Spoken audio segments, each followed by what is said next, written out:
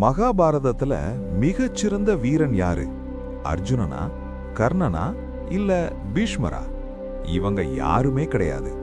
அவர்தான் பீமனின் பேரன் பார்பரிகன்.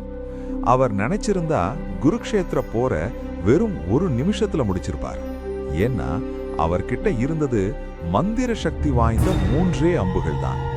முதல் அம்பு எதிரிகளை குறிவைக்கும், இரண்டாவது அம்பு காக்க வேண்டியவர்களை குறிக்கும், மூன்றாவது அம்பு குறித்த அத்தனை பேரையும் அழிச்சிட்டு திரும்ப வரும்.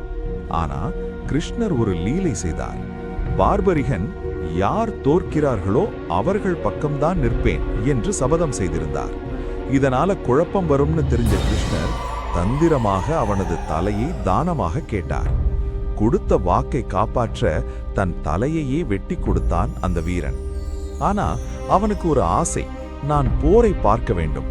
அதனால் அவனது தலை மட்டும் ஒரு மலை உச்சியில் வைக்கப்பட்டு போரை வேடிக்கை பார்த்தது.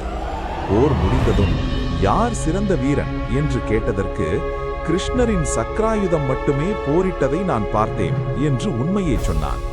அந்த வீரன்தான் இன்று வட இந்தியாவில் காட்டுஷ்யாம் என்று கடவுளாக வணங்கப்படுகிறார்.